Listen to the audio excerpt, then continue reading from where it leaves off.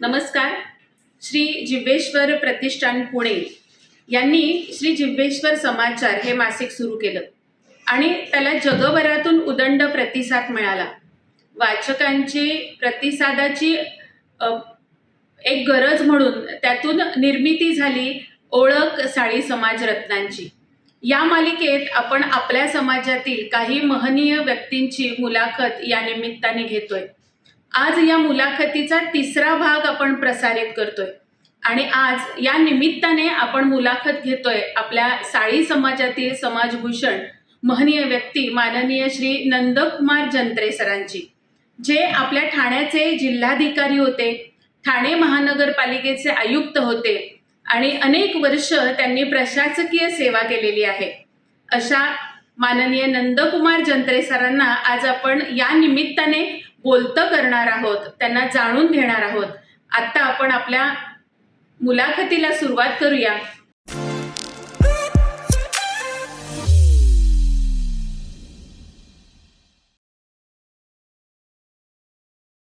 Sir नमस्कार. नमस्कार. Sir आज या निमित्ताने तुमच्या मुलाखत घेताना खूप आनंद होतोय. साळी समाजाला तुमचा अभिमान आहे आणि आपली अधिक ओळख समाज बांधवांना व्हावी या निमित्ताने आज आपण गप्पा करणार आहोत. या मुलाखतीतला पहिला प्रश्न तुम्हाला असा विचारते की खरं तर तुम्ही ऑर्गॅनिक केमिस्ट्री विषयाचे विद्यार्थी, त्यानंतर तुम्ही LLB केलं आणि मग नंतर एकदम प्रशासकीय सेवा म्हणजे ऑर्गॅनिक केमिस्ट्री, LLB आणि प्रशासकीय सेवा. खरं तर ही तिन्ही शैक्षणिक क्षेत्र वेगवेगळी आहेत. तर हा प्रवास कसा होता तुमचा? म्हणजे तुम्ही यातून त्यात त्यातून त्यात असं कसं कसं काय झालं? खरं म्हणजे या बाबतीत जर मी सांगायचं असेल तर या बाबतीत असं आहे की सुरुवातीला त्यावेळेला आपल्याला माहिती आहे की पॅरेंटल प्रेशर खूप मोठ्या प्रमाणावर हे होतं की आपण इंजिनियर व्हायचं, डॉक्टर व्हायचं, कलेक्टर व्हायचं. म्हणजे ते विद्यार्थ्याची आवड आणि निवड बघतच नसतं. यापेक्षा आई वडील आणि जे ज्येष्ठ असतील त्यांची जी काय आवड निवड असेल ते दे यूज टू ट्रस्ट, म्हणजे की बाबा तू हे व्हायला पाहिजे, ते व्हायला पाहिजे. तर त्याप्रमाणे अगोदर मला खरं म्हणजे त्यांना सुरुवातीपासून IAS मध्ये जावं, कलेक्टर व्हावं असं म्हणून त्यांचे हे होते. आणि मी तो विषय घेतला तो म्हणजे ग्रॅज्युएशन मी केमिस्ट्रीमधून केलेलं आहे आणि त्याच्यानंतर मी IAS साठी म्हणून तो त्यावेळेला जे हे होतं की म्हणजे हे चांगले विषय स्कोरिंग वगैरे होते आणि थोडी आवड होती म्हणून मी तो विषय घेतलेला होता. मग तुम्ही प्रशासकीय सेवेच्या परीक्षा देतानाचा अनुभव कसा होता तुमचा? त्यावेळेला काय असं मार्गदर्शन वगैरे हा प्रकार नव्हता, म्हणजे फार कमी होतं. म्हणजे त्यावेळेला म्हणजे 76-77ला MPSC आणि IAS साठी म्हणून माझी खरं म्हणजे आपली पुणे विद्यापीठाने, म्हणजे तुम्हाला 50 वर्ष झाली की परीक्षा देऊन? पुणे विद्यापीठाने सुरुवातीलाच प्री IAS कोचिंग सेंटर चालू केलेलं होतं. म्हणजे प्रथमच वर्ष होतं आणि त्यात मोठ्या प्रमाणावर त्यांनी जाहिरात करून तिथे कॉम्पिटेटिव्ह एक्झामिनेशन घेतली होती आणि त्याच्यामध्ये माझी निवड झाली. काहीतरी 15-20 फक्त विद्यार्थी होते संपूर्ण विद्यापीठाच्या ह्याच्यातून.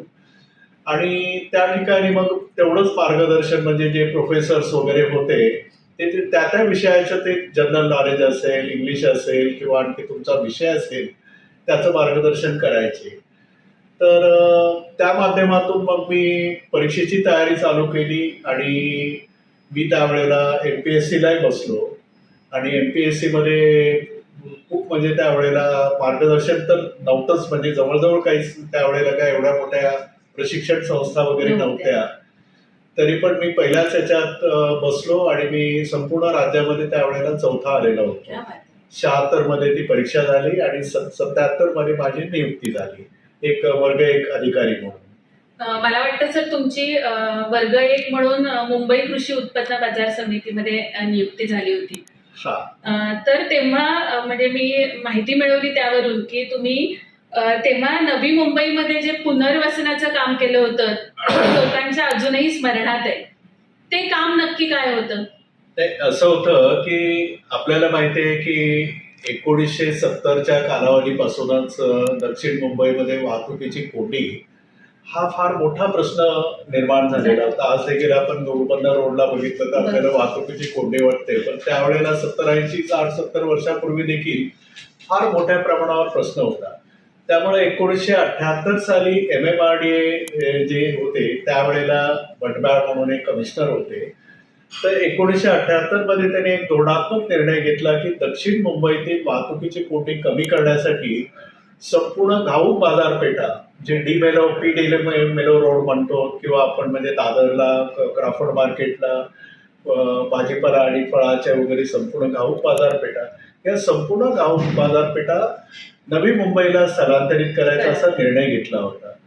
आणि त्या अनुषंगाने मी क्लास 1 म्हणून असल्यावर माझं 1986 मध्ये रिजनल हेड म्हणून माझं प्रमोशन झालं आणि शासनाच्या आग्रहास्तव मी त्या मुंबई कृषी उत्पन्न बाजार समितीवर मी प्रतिनियुक्तीवर आलो सचिव म्हणून. आणि खूप त्यावेळेला अनेक वर्ष म्हणजे पर्टिक्युलरली फळे व भाजीपाल्याचा आपल्याला माहिती असेल, त्यावेळेचा इतिहास सर्वांना माहीत नाही, परंतु कांजूरमार्ग की वाशी, ओके, त्यामुळं ते असे असे प्रश्न होते. आणि त्या ठिकाणी भुजबळ दादा म्हणूनच म्हणजे त्या भायखळा मार्केटचे त्यांचं खूप आग्रह कांजूर मार्गसाठी होतं आणि मध्य मुंबई म्हणजे असं. आणि बाकी सर्वांचा वाशीसाठी होता. आणि ही सर्व मंडळी त्यावेळेला मान्य शरद पवार साहेब यांची जोडलेली म्हणजे बरीचशी आपली महाराष्ट्रीयन मंडळी जी फळे व भाजीपाल्यामध्ये होती ती प्रामुख्याने पुणे असेल, नाशिक असेल, सातारा असेल, सांगली असेल, पश्चिम महाराष्ट्रातली काम करणारी होती, व्यापारातली असलेली मोठ्या प्रमाणावर आणि अन्य ठिकाणाची देखील कोकणातली देखील मोठ्या प्रमाणावर होती. तर त्यावेळेला मग अथकमध्ये मान्य विलासरावजी त्यावेळेला जवळजवळ म्हणजे मान्य शंकररावजी चव्हाण साहेब हे मुख्यमंत्री असताना विलासराव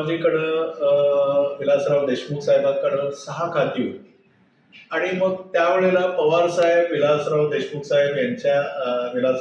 साहेबांकडे मिटिंग झाली आणि एक अंतिम धोरणात्मक निर्णय घेण्यात आला की हे फळे व भाजीपाल्याची घाऊक बाजारपेठा आपण स्थलांतरित करायच्या म्हणजे वाशीला. आणि त्याप्रमाणे तो निर्णय मोठा घेण्यात देखील माझा खारीचा वाटा म्हणून सहभाग होता. आणि पुढचं तर फार मोठं महाभारत आणि आहे. म्हणजे त्याचं यश आम्ही बघतोय की अजूनही ती बाजारपेठ उत्तम रीतीने तिथे त्यांचं कामकाज चाललंय. बाजारपेठ अशी होती की त्यावेळेला सुरुवातीला मग मी नंतर ती बाजारपेठ बांधकाम झालं आणि 1994 मध्ये माननीय पवार साहेबांच्या शुभ हस्ते 14 जानेवारी 1994ला त्याचं उद्घाटन झालं.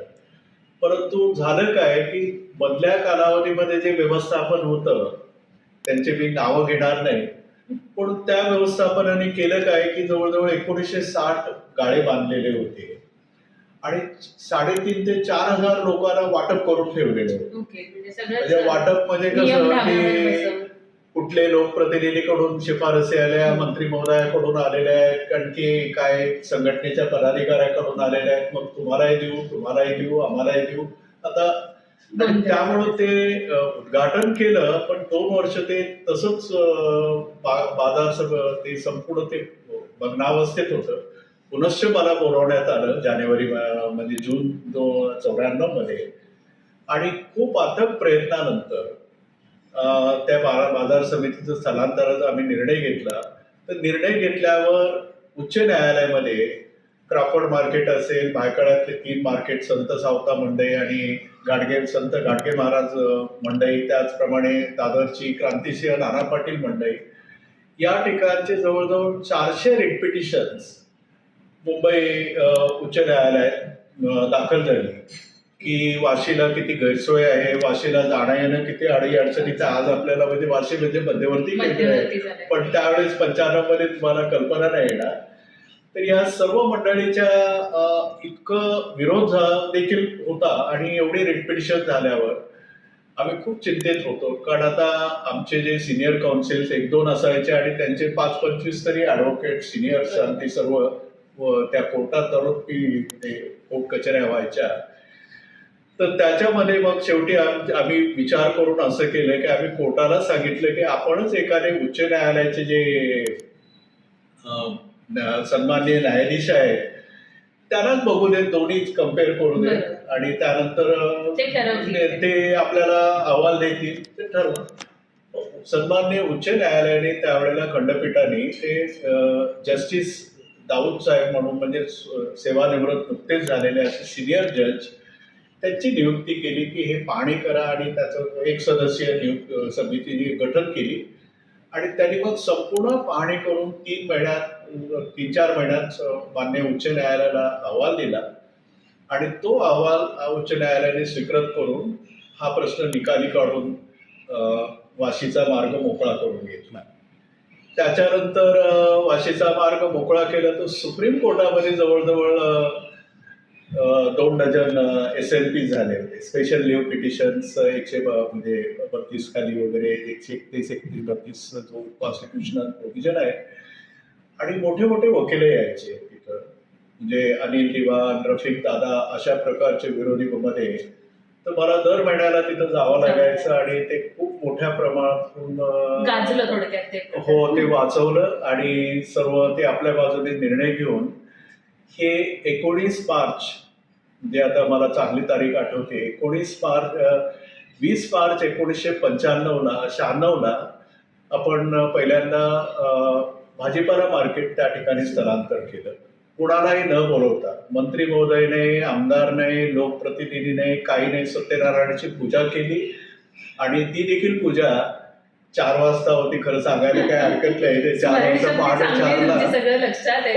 4ला होती. त्यामुळं मी अलकाला म्हटलं, आमची पत्नी त्यालाही थोडं ते म्हटलं आम्ही काय करू की त्यावेळेला ते अध्यक्ष जे होते ते चंद्रकांत जगताप म्हणून माजी नगरसेवक, पण ते कुठले पक्षाचं वगैरे काही नव्हतं. त्यांच्या जोडप्याच्या हस्ते तिथं सत्यनारायणाची पूजा करून 20 मार्च 1996ला ते भाजीपाला मार्केट स्थलांतर केलं. त्याच्यानंतर ते बघून 19 एप्रिल 1996ला तो पाडव्याचाच दिवस होता, मग फळ बाजार देखील आपोआप त्या ठिकाणी स्थलांतर झाला. तर ते खूप मोठी घटना आणि जवळजवळ 25 ते 30 हजार जॉब्स त्या ठिकाणी शिफ्ट झाले. खूप मोठं त्यावेळेला. आणि ते खारीचा वाटा म्हणून माझं जे मला खूप आनंद आहे की ते मोठं काम सर्वात म्हणजे इतिहासात त्याची आता म्हणजे 26 म्हणजे 30 वर्ष होऊन गेली. हो, 30 वर्ष आणि झाली. आज ते फळ मार्केट एकदम उत्तम रीतीने सुरू आहे. चांगलं झालं. त्याचे अनेक प्रश्न होते पण मी माझ्या परीने सोडवण्याचा प्रयत्न केला आणि सोडवले.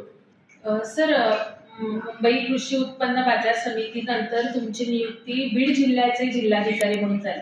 हो. आणि त्यानंतर तुम्ही ठाणे जिल्ह्याचे जिल्हाधिकारी होतात. हो. अनेक वर्ष होतात. हो.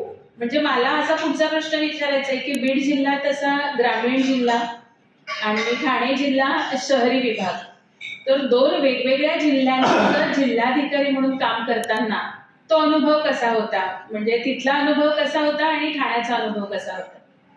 मी बीड जिल्ह्याचा जिल्हाधिकारी म्हणून होण्याच्या अगोदर मी बुलढाण्याला देखील मुख्य कार्यकारी अधिकारी म्हणून 3 वर्ष जवळजवळ मी काम केलं त्या ठिकाणी आणि खूप चांगलं अनेक ग्रामीण भागाशी निगडीत.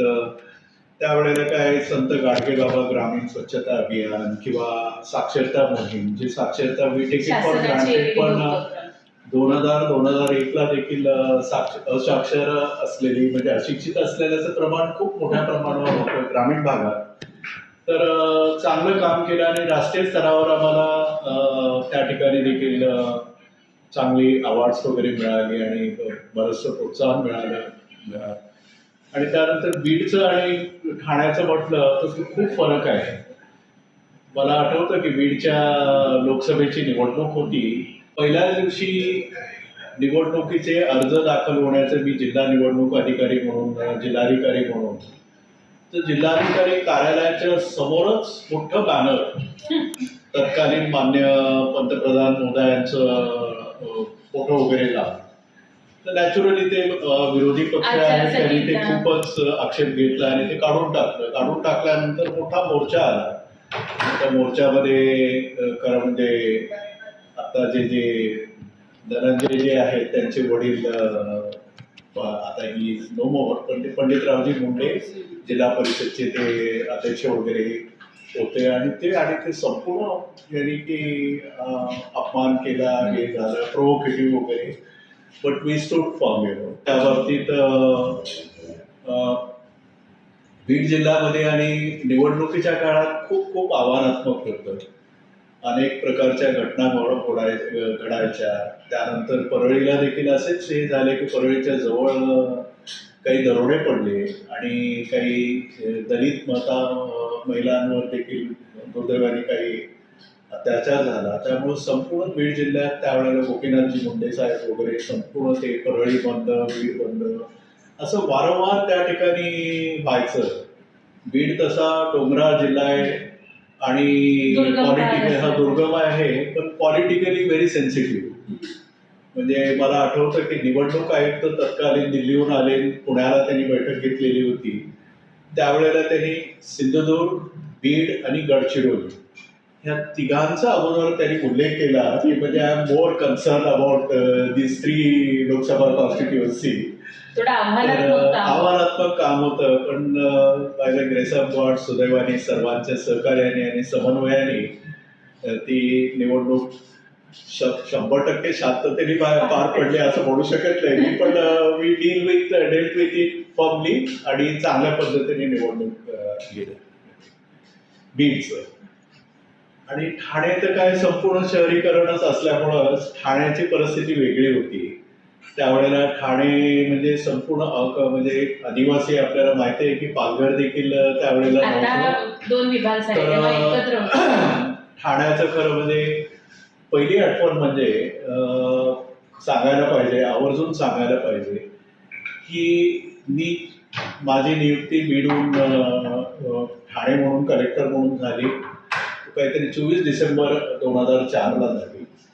आणि 27 डिसेंबरला मी आलो, तर मी येण्याच्या अगोदर तत्कालीन जिल्हाधिकारी जे आता नुकतेच सेवानिवृत्त झालेले आहेत अतिरिक्त मुख्य सचिव म्हणून चहल, ते इक्बाल सिंग चहल हे ठाण्याचे जिल्हाधिकारी होते आणि त्यांच्याकडून चार्ज घेणार होते. तर फोन केला, यार मैं आ रहा हूँ ऐसा हिंदी में, आ जाओ बोले, अच्छा लगा, मी 3 साल हो गए बोले, बट मेरी आप सीएम साहब के साथ आज एक मीटिंग है और वो मीटिंग होने के बाद आप चार्ज ले लो. आता मी घेतला चार्ज, म्हणलं मुख्यमंत्री महोदयाने जिल्हाधिकारी ठाण्याला बोलवले म्हणजे काहीतरी महत्वाची बैठक असेल. आणि ती बैठक होती आणि सायंकाळी मग मुख्यमंत्री महोदयाला भेटायला गेलो. माननीय विलासरावजी देशमुख साहेब चांगले संबंध पूर्वीपासून होते आणि सर त्याने पण म्हणलं तो विषय आपण काढला तो. तर तारापूर अणुऊर्जा प्रकल्प याच्यामधला 3रा टप्पा ज्याला त्यावेळेस 6,200 कोटी रुपये खर्च झालेला, तो संपूर्ण प्रकल्प तयार झालेला होता.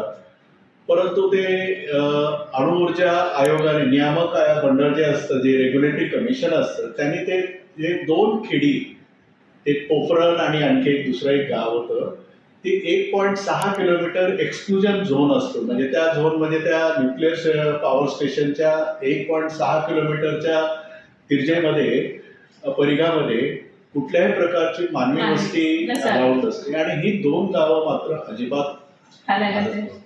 तर सरांना मी बोललो होतो, म्हणे काय करावं, म्हणे आता PM साहेबांकडून म्हणजे प्रधानमंत्री महोदय PM टू CM शेवटी म्हणजे असं झालं, म्हणजे 6 पत्र आलेली आहेत मला आता आणि आपण म्हणे बघा म्हणे की प्रशासन वेळ घेत आहे आणि त्यामुळं ते कम्प्लिशन म्हणजे आपल्याला ते क्रिटिकॅलिटी अटेंड होत नाही. तर हा प्रकार झाला डिसेंबरमध्ये. मी 27 डिसेंबरला घेतल्यानंतर आणि त्याच्यानंतर पहिली प्रायोरिटी म्हणून मी हे 2 गावं आणि त्या गावाचे म्हणजे मग एकतर राम नाईक साहेब, ते आपल्याला माहिती आहे माजी मंत्री महोदय आणि त्यावेळेस म्हणजे नंतर राज्यपाल महोदय झालेले आहेत. तर ते त्या भागातले त्यांचा विरोध, तुम्ही हे केलं नाही, ते केलं नाही, ते केलं नाही, तोपर्यंत आम्ही गावाला स्थलांतर होऊ देत नाही. दुसऱ्या विशाखा राऊत शिवसेनेच्या म्हणजे ते त्याच भागातल्या विशाखा राऊत म्हणजे माजी महापौर मुंबईच्या आणि त्यांची संपूर्ण चित्र. त्यानंतर एक कष्टकरी संघटना म्हणजे ML कम्युनिस्ट पक्षातलाच एक जहाल गट म्हणून मानलेला, अशा त्यांचे ब्रायो म्हणून असे ॲडव्होकेट सर्वजण ते 5-25 आदिवासी पोरं घेऊन यायची आणि विरोध. तर या सर्वांच्या विरोधात तो विरोध काढून आपल्याला आणि तिथलं मी संपूर्ण आढावा घेतला. आणि व्हायचं काय की त्या गावामध्ये कुणीही आपली फौज फाटा घेतला की ते महिलांना उभा करायचे. आता बिचाऱ्या त्या भंडारी सुरक्षितता कोळी म्हणून. प्रामुख्याने महिला त्या बोलायत, पण ते महिला म्हणजे वागणी म्हटलं तरी काही हरकत नाही. त्यांच्याशी आर्ग्युमेंट करणं, त्यांना ते पोरता घालणं, ते संपूर्ण मी माहिती घेतली, पोलिसांकडून घेतली आणि आमच्या महसूल प्रशासन आणि संपूर्ण त्याला डिस्क्रिटली तुम्हाला ते आढावा घेऊन निर्णय घेण्याच्या अगोदर. आणि मी मग त्यावेळेस ते तत्कालीन माझे सहकारी जे पोलीस अधीक्षक आरी पवार म्हणून, चांगले पवार साहेब म्हणून होते, त्यांच्याशी मी हे केलं की म्हटलं आपल्याला हे करायचं. तर he also had a independent assessment. साहेब म्हणे फार मोठ्या प्रमाणावर इथं फौजफाटा लागणार आहे, कारण एकाच वेळेला केलं तरच होणार नाही, अन्यथा म्हणे असंच काहीतरी हे होणार. आणि जवळजवळ 1,500 पोलिसांचा, म्हणजे त्यात इन्क्लुडिंग 500 महिला पोलीस महिला पोलीस. आणि आमचं पूर्ण तयारी संपूर्ण महसूल केली. प्रशासन हे संपूर्ण डिप्लॉय केलं आणि 144 वगैरे तिथं जाहीर केलं. आय वॉज सिटिंग आणि संध्याकाळी राम नाईक सरांचा फोन आला. हे निषेध केला त्यांनी, फोनवर बोलले मी उद्या सकाळी तिथं लवकर जाणार आहे वगैरे. आय रिक्वेस्टेड इन सर म्हणलं की already 144 prohibitory orders have been announce आणि विनाकारण म्हटलं ते कोणी जर अडथळा केला तर त्या ठिकाणी म्हटलं अटक वगैरे होऊ शकते. आणि माझी आपल्याला नम्र विनंती आहे, थोडं विनंती, पण मी निषेध करतो, हे करतो, पण एनिवे दुसऱ्या दिवशी निर्धोकपणे 6 तासाच्या आत जवळजवळ 5-50 टेम्पोज वगैरे सर्व ऑर्गनाईज केलेले होते. 6 तासाच्या आत ते संपूर्ण शहर म्हणजे दोन्ही खेडी अरे वा. मोकळी केली. लोकांच्या डोळ्यातून पाणी येत होतं, आम्हाला देखील घालमेल बरोबर. झाली. महादेवाचं मी देखील आम्ही भावना त्या आहे, गावातले कर्तव्य. मंदिराचे दर्शन घेतले. पण it was a very big. तर हे 22 फेब्रुवारी 2005ला हे मी गाव हे केलं. आणि 8 मार्च जो महिला दिन महिला असतो, 8 मार्च 2005ला त्या ठिकाणी एनर्जी कमिशननी क्रिटिकॅलिटी अटेस्ट झालं म्हणून डिक्लेअर करून टाकलं, म्हणजे ते कार्यान्वित झाला तो प्रकल्प. हा, तर खूप समाधानाची गोष्ट होती. आता त्यावेळेला एक अशी एक घटना घडली, म्हणजे सांगायला पाहिजे की एवढं मोठं काम केलं प्रायव्हेटली. त्यांचे डायरेक्टर त्या डिक्लेअर याचे वगैरे सर्वांनी त्यांनी व्हेरी थँकफुल वगैरे संपूर्ण हे आभार मानले. परंतु ते जाहीर केलं त्याच्यामध्ये प्रशासनाने हे 2 गावं म्हणजे स्थलांतरित केले, त्यामुळे आम्ही हे कार्यान्वित करू शकलो. एक चकार शब्द त्या एनर्जी कमिशनकडून नाही. मग तेव्हा मी लक्षात, तेव्हापासून मी शिकलो की हे माझं काम आहे, मला तेवढा अधिकार दिलेला आहे, मला तेवढी जबाबदारी आहे, माझी तेवढीच जबाबदारी आहे. जेवढा अधिकार मोठा तेवढा तुमची जबाबदारी असते. आणि मला क्रेडिट मिळतं किंवा नाही, हा 2 भाग आहे. मला समाधान आहे, माझं कर्तव्य मी पार पाडेल, मला प्रसिद्धी पाहिजे वगैरे असं केव्हाच त्यावेळेला हे नव्हतं. सर, तुम्ही आता म्हटलं प्रसिद्धीचं, पण मी स्वतः ठाणेकर आहे आणि तुम्ही 2006 ते 2010 पर्यंत आपल्या ठाणे महानगरपालिकेचे आयुक्त म्हणून नियुक्त झाला होता. हो. त्यावेळेला तुम्ही ज्या योजना कार्यान्वित आणल्या आणि त्या इतक्या यशस्वी झाल्या की एक ठाणेकर म्हणून ठाण्यातील सगळी लोक आज तुमचं नाव काढतात. म्हणजे एक यशस्वी आयुक्त म्हणून ठाणेकर आजही तुम्हाला, ठाणेकरांनी खरं तो मोठा पुरस्कारच तुम्हाला दिलेला आहे, तुम्हाला स्मरणात ठेवून. तर ठाणे महानगरपालिकेचे आयुक्त म्हणून काम करतानाचा तुमचा अनुभव कसा? तर त्यावेळेला ठाणे महानगरपालिकेचा आयुक्त म्हणून मी त्यावेळेला जिल्हाधिकारी आणि आयुक्त म्हणून मी खरं म्हणजे 4 महिने ॲडिशनल चार्ज म्हणून आयुक्तपदाचा माझ्याकडे होता. संजय सेठी जे JNPTचे अध्यक्ष झाले, त्यांच्या बदलीनंतर शासनाने म्हटलं की आपण हे ॲडिशनल चार्ज घ्या. आणि 3-4 महिन्यानंतर डिसेंबरमध्ये मला डिस्क्रिटली मुख्य सचिव कार्यालयाकडून खरं म्हणजे डिस्क्रिटली विचारणा करणे की would you like to continue as collector की इथे यायचंय. तर 2 वर्ष होऊन गेले होते जिल्हाधिकारी ठाणे म्हणून. तर म्हटलं तर शासनाने दिलं तर मी आय कंटिन्यू आहे. म्हणजे त्यावेळेला काय असं एवढं म्हणजे मोकळ्यापणाने म्हणजे routinely I was appointed as a municipal commissioner आणि ते त्यावेळेला ते देखील तेवढंच आव्हानात्मक काम होतं. त्यावेळेला काय कोणत्या एका पक्षाची मेजॉरिटी नव्हती आणि आपल्याला माहिती आहे की त्यावेळेला शिवसेनेचं मान्य एकनाथ शिंदे साहेब, मान्य उद्धवजी वगैरे सर्व एकत्रच त्यावेळेला होते. तर त्यांच्याकडं त्यांनी मग ते रिपब्लिकन पार्टीचे हे घेऊन त्यांचे महापौर आणि पदाधिकारी होते आणि राष्ट्रवादी किंवा काँग्रेस असे दोन्ही त्यांचे विरोधी पक्ष देखील प्रबळ होता. म्हणजे फार 118 पैकी जवळजवळ यांच्याकडे 65 पर्यंत आणि बाकीचे सर्व म्हणजे बऱ्यापैकी सिनियर. आता बरेचसे लोक इकडं कोण बी ते त्याच्यात जात नाही. पण अशा वेळेला काम करत असताना विरोधी पक्षाची महानगरपालिका हा शिका लागतो. त्यावेळेला शासनाकडून काम करून घेणं अतिशय म्हणजे जोखमीचं. थोडं अडचणीचं काम. कारण तुम्ही इथं प्रस्ताव तुम्हीच तयार करून घ्या, तुम्हीच इथं मंजूर करून घ्या, तुम्हीच सर्वांची सहमती घडवून आणा, तुम्हीच तो शासनाकडे पाठपुरावा करा, अशा अनेक गोष्टी होत्या. आणि त्याचबरोबर म्हणजे लिटरली गल्ली ते दिल्ली, गल्लीपासून दिल्लीपर्यंत. आणि त्यावेळेला जे JNNAR म्हणून त्या मोठ्या स्कीम होत्या त्याच्या अंतर्गत दिल्लीला जावं लागायचं. 2-3 महिना 2 महिन्यातून सारखं जावं लागायचं आणि संपूर्ण तिथं प्रेझेंटेशन करायचं, तिथून मंजूर करून घ्यायचे. पण आम्ही खूप मोठ्या प्रमाणावर तिथं योजना मंजूरही करून घेतल्या आणि बऱ्याचशा कार्यान्वितही केल्या.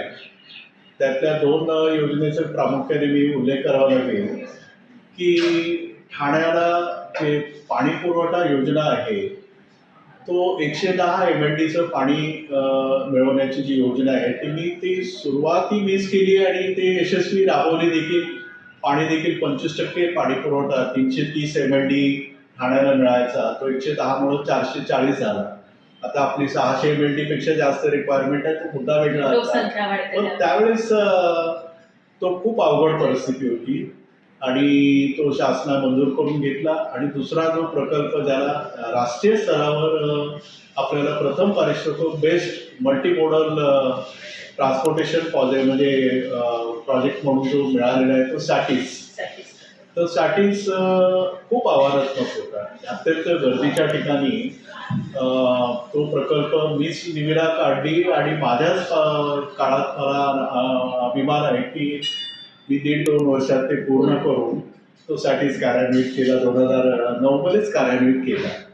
तर त्याचा खूप आनंद आणि हे आहे. त्याच वेळेला 4-5 लाख लोकसंख्या म्हणजे स्टेशनला हे होतं आणि अनेक अडचणी आल्या.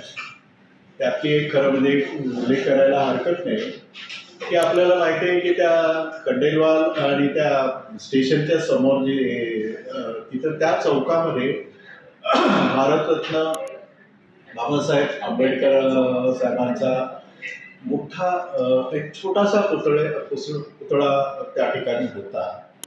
आणि पुतळा तो संपूर्णच एकदम सेन्सिटिव्ह झालं की मंजूर झाले, काम चालू झालं आणि रिपब्लिकनवाले सर्वच त्यांचे जवळजवळ बरेचसे गट ते एकत्र येऊन विरोध बाबासाहेबांच्या पुतळ्याच्या डोक्यावर आपण घेतायत वगैरे अशा प्रकारे हे केलं. तर मी माझ्या पद्धतीने माझे चांगले संबंध वेगवेगळ्या गटांना वेगवेगळे, तुम्ही मोठं तुमचं कार्य मोठं असं दाखवून, कारण की मला अगोदरच्या आठवणीत आहे होतं. यापूर्वी जिल्हाधिकारी कार्यालयाच्या समोर मी नसताना नाही त्याच्या अगोदर जो जिल्हाधिकारी कार्यालयाच्या बाजूला जो बाबासाहेबांचा पुतळा आहे तर त्यांनी या गटाला विश्वासात नाही घेतलं. तर इतका विरोध झाला की त्या ठिकाणी बाबासाहेबांच्या पुतळ्याचं नाक थोडं असं झालंय, डोळे असे येतात असं म्हणून तो पुतळा बदलावा लागला, अशी परिस्थिती होती. तर एवढं संवेदनशील मग सर्व पक्षीय बैठक बोलवली. त्यावेळेला एकनाथ शिंदे साहेब, राजन विचारे साहेब, जितेंद्र आणि आव्हाड साहेब आणि सर्वजण एकत्रित आणि RPIचे सर्व संजय केळकरजी वगैरे तर होते आणि RPI गटाचे सर्व. ते एकाने एक प्राथमिक प्रश्न मला विचारला, म्हणजे त्या बैठकीत उपस्थित केला की बाबासाहेबांचा पुतळा तिथं असताना त्या ठिकाणी तुम्ही त्यांच्या डोक्यावरून असा फ्लायओव्हर नेण्याचं, आरोबी नेण्याचा हे विचार कसंच करू शकतात आणि तुम्ही धाडसच कसं करू. आता अतिशय संवेदन सर्व शांत कोणीच काय. पण मी सुदैवाने ते महत्वाचे जे नेते होते त्या नेते मंडळींना सर्वांना विश्वासात घेतलं की मी हा एवढा जो छोटा 2 फुटी जे नव्हता 10 फुटी चांगला पुतळा तुम्हाला उभा करून दाखवला. आणि तसा आजही तो मी तो पुतळा आहे. आहे तर तो पुतळा देखील त्याचं एक दुसरं तो निर्णय घेतला आणि त्याच मंडळीला विश्वासात घेतलं की तुम्हीच दाखवा. चांगल्या मोठ्या प्रतियश याच्याकडून अतिशय सुंदर पुतळा उभा केला. तर तो पुतळा उभा करायला घेतलं आणि मला एका अतिशय उच्च पदस्थ, खरं नाव घ्यायला हरकत नाही कारण आपल्या समाजाचा त्या खाजगीत आहे, बरोबर जोशी सरांचा फोन आला. अरे म्हणे त्यावेळेला ते कोहिनूर इन्स्टिट्यूटची ती एक तिथं कॉलेज होतं. तुम्हाला काय हीच जागा मिळाली का त्याच्या समोर मिळाली, तुम्हाला ही जागा मिळाली का रे म्हणे. म्हणजे आता प्रेमाचे संबंध ते सर म्हटलं असं हे नाही काहीतरी म्हणजे मला जे माझ्या पद्धतीने समजून सांगितलं. सर म्हटलं हे खूप संवेदनशील झालं आहे आणि माझी आपल्याला विनंती आहे आणि थोडं इनडायरेक्टली सांगितलं की ते संपूर्णच ते रिझर्वेशनमध्ये वगैरे पब्लिक स्पेस होती म्हणजे हे करून. पण ठीक आहे त्यांनी थोडं म्हटलं बाजूला अतिशय सुरेख करणार आहे म्हटलं, गार्डन वगैरे करणार आहे, हे करणार आहे असं करून आणि सर्व RPI मंडळीला विश्वासात घेऊन तो पुतळा उभा राहिलेला आहे आणि खूप मला त्याचं समाधान आहे. अशा अनेक घटना त्या ठाणे महापालिकेचं सांगता येतील पण वेळेचं बदल आहे. सर आता एकीकडे प्रशासकीय सेवा, आता तुम्ही सगळे अनुभव सांगितले, एकंदरीत तिथला सगळा राजकीय दबाव आणि पुन्हा जनतेच्या भावना, ही सगळी तारेवरची कसरत करत असताना तुम्हाला तुमच्या कुटुंबाची कशी साथ मिळाली? कारण ती असल्याशिवाय हे एवढं मोठं सांभाळणं सोपी गोष्ट नाही. हे अतिशय चांगली साथ मिळाली. म्हणजे अलका माझी पत्नी समोर इथंच आहे. म्हणजे I should give full credit कारण संपूर्ण ते बदली व्हायच्या दक्षिण मुंबईमध्ये आम्ही राहत असताना लहानपासून मुलींचं वगैरे सर्व शिक्षण तिथंच झालेलं आहे. ते सर्व शिक्षण त्यांना आणखी काही इतर क्लासेस असतील काही आणखी बाकीचं संपूर्ण ती अलकाने सुरुवातीपासून शेवटपर्यंत 10वीपर्यंत तरी जबाबदारी घेतलेली आहे आणि पुढे देखील सपोर्ट भरपूर आहे. त्यांनी कुटुंबाची सगळी आघाडी सांभाळली त्यामुळे तुम्ही ही सगळी बाहेरची आघाडी सांभाळू आणि शकता. माझ्या मुलींनी देखील चांगल्या पद्धतीने म्हणजे खरं म्हणजे आमची मोठी आहे ती BDS आहे आणि त्यानंतर मोठी छोटी जी आहे ती मानसी डॉक्टर, ती आता UK मध्ये काम करते. ती MD रेडिओलॉजिस्ट आहे, गोल्ड मेडलिस्ट आहे आणि त्याच्यानंतर तिने अथक प्रयत्न करून लंडनला, हाँगकाँगला, सिंगापूरला परीक्षा देऊन FRCR झाली, ती म्हणजे fellow of royal college of radiologist आणि त्याच्यानंतर ती NHS मध्ये म्हणजे नॅशनल हेल्थ याच्यामध्ये UKच्या तिथं जॉईन होऊन तिला सिलेक्टही केलं आणि तिथं ती म्हणजे तुमच्या दोन्ही मुली आता व्यवस्थित हो आहे. त्यांच्या क्षेत्रात उच्च पदस्थ आहेत. हो आहे.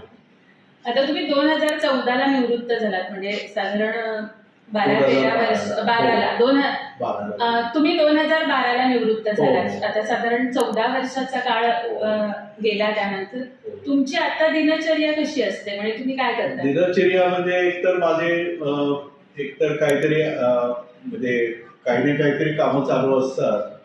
एक सामाजिक क्षेत्रात देखील काही असतं आणि स्वतःसाठी म्हणून देखील मला खरं म्हणजे 2-4 ऑफरही भरपूर चांगल्या आलेल्या होत्या. कारण एकनाथजी वगैरे मुख्यमंत्री महोदय असताना देखील त्यांनी ही ॲड असो. पण 35 वर्ष म्हणजे प्रशासकीय सेवेमध्ये राहिल्यानंतर आणखी कुठंतरी रिअपॉइंटमेंट घ्यायची किंवा आणखी काहीतरी हे करत बसायचं तसं मला. त्यामुळं ते जे फ्रीडम आहे एकतर थोडं व्यावसायिक वगैरे जे काय अर्थार्जन असतं त्यासाठी म्हणजे थोडा वेळ द्यावा लागतो. म्हणजे मी फायनान्शियल वगैरे मी स्वतःच करतो आणि बाकीचा वेळ जे आहे ते थोडं सामाजिक काम असतं आणि उर्वरित संपूर्ण वेळ हा म्हणजे फिरण्यासाठी भरपूर मला फिरण्याची आवड,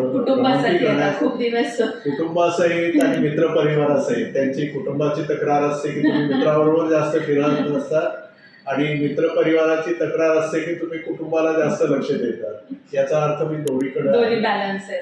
आणि त्यानंतर वाचन भरपूर आहे माझं लाईक दॅट सांस्कृतिक. आता तुम्ही सामाजिक कार्याचा उल्लेख केला. आपण आता ही मुलाखत खास आपल्या साळी समाजासाठी घेतोय. तर तुम्ही साळी समाजासाठी आतापर्यंत कोणतं काम केलंय उल्लेखनीय असं काही? नाही, साळी समाजाला जेवढं सहभागी होता येईल विविध कार्यक्रमामध्ये आणि संस्थाच्या कामकाजामध्ये तेवढं मी सहभागी होण्याचा प्रामाणिकपणे प्रयत्न केला आहे. अगदी मला आठवतं की इव्हन आपले ठाणे जिल्हा सोपूर साली चेन्नईमध्ये त्यावेळेला पूर्वी कार्यक्रम व्हायचे. आवर्जून मी आणि अलका देखील भगवान जिवेश्वर यांच्या आशीर्वादाने आपण एवढे मोठे झालेलो आहोत म्हणून जायचो. आणि प्रामुख्याने मी आवर्जून ज्यांचा उल्लेख करेल म्हणजे एक दिलीप साळी म्हणून जे जिल्हास्तरीय अधिकारी होते ते नगरला होते आणि अविनाश साळी हे दोघांनी म्हणजे त्यांचे म्हणजे बिचारे कामं सुरुवातीपासून करत होती. त्यामुळे एका विनम्रतेने मी थोडं जिथं शक्य असेल त्या ठिकाणी समाजाच्या कार्यक्रमात सहभागी होण्याचं मी खरं म्हणजे प्रयत्न करतो आणि सहभागी होतो. सर, समाजाच्या कार्यक्रमाला आपली उपस्थिती हाच आमच्यासाठी फार मोठा मानाचा क्षण असतो. हा माझा मान आहे आणि मी विनम्रपणे सांगेन की समाजात फक्त दरवेळेला तुम्ही आलात की अगदी स्टेजवर या हे जे म्हणतात दॅट आय टेंड टू अवॉइड. म्हणजे तो कशामुळं नाही पण काय की सर्व समाज बांधव एवढे कुठून कशा पद्धतीने येतात, अडीअडचणीतून येतात मी बघितलेलं आहे.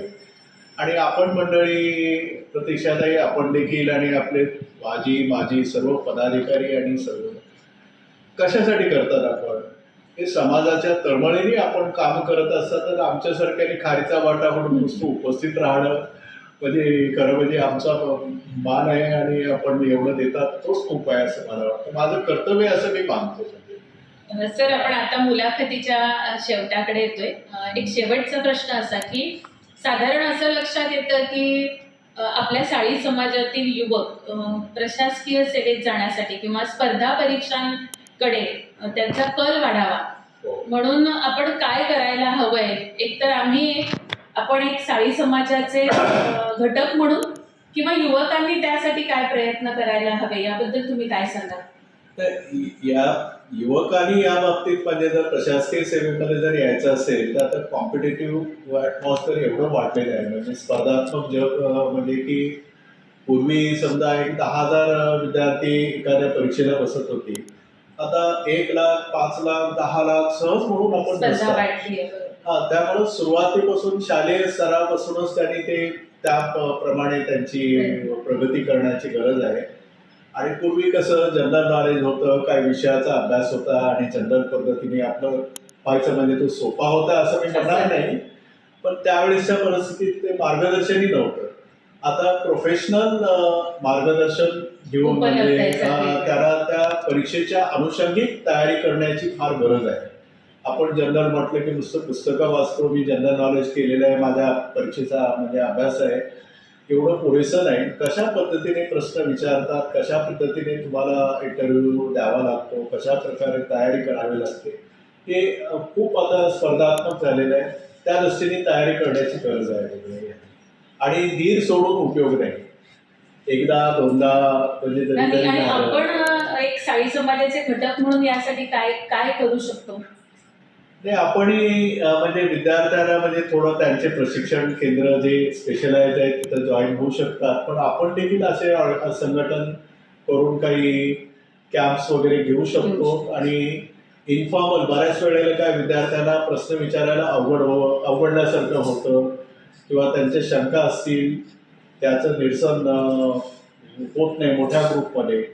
त्याचा एक छोटासा ग्रुप असेल त्याला एक आपले 2-4 अनुभवी आपले प्रशासकीय आणि अन्य सेवेतील मंडळी आहे एकत्रित इंटरॅक्शन एक इन्फॉर्मल ग्रुप सेशन्स देखील केले तर थोडं निश्चितपणे त्यांना मोटिवेशन मिळेल, चालना मिळेल आणि थोडं बहुत हे देखील होईल, त्याला मार्गदर्शनही मिळेल त्याच्या. धन्यवाद सर. सर, आज तुमच्याशी या सगळ्या गोष्टी जाणून घेताना खूप आनंद झाला.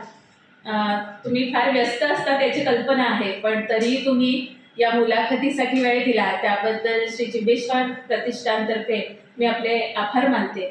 आणि ही मुलाखत आपल्या साळी समाजातील जास्तीत जास्त बांधवांपर्यंत पोहोचवून आपलाही वारसा त्यांनी चालवावा, युवकांनी यातून प्रोत्साहन घ्यावं हीच आपली आजच्या या मुलाखतीतून खरं तर अपेक्षा आहे.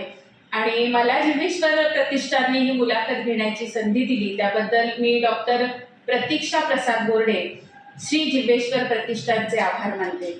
धन्यवाद. धन्यवाद. मी खरं म्हणजे जिव्हेश्वर प्रतिष्ठान, चंद्रकांतजी, भार्गवजी साहेब आणि प्रतीक्षाताई आपल्या सर्वांचं मनपूर्वक आभार मानतो की माझी मुलाखत घ्यावी, एवढा मी योग्य आपण समजलं, समाजाने समजलं, ते माझ्या दृष्टीने एक माझं बहुमानच आहे असं मी मानतो. धन्यवाद. थँक्यू.